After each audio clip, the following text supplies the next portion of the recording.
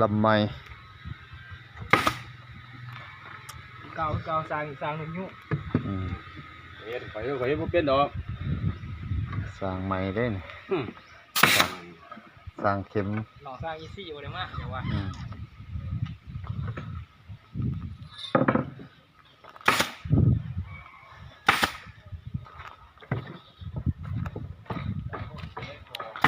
กำลังขึ้นแล้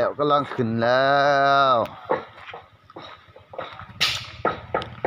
คุ้มสองบ้านม่วงคำเรือ12สีพายกำลังขึ้นแล้วยังบ่ทันแล้วเป็นไรขาดคะแนนมื้ออื่นก็สิได้ขาด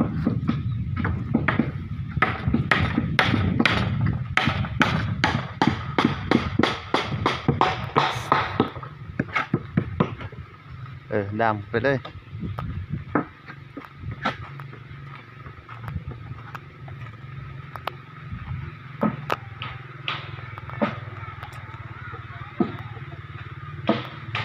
12สีพาย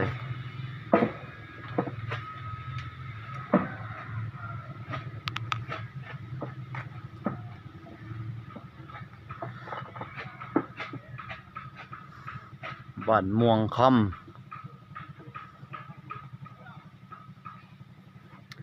สร้างนิบริการ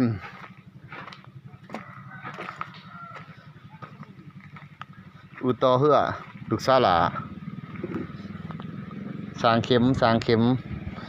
ไว้สากกับสร้างเข็มนี่แหละ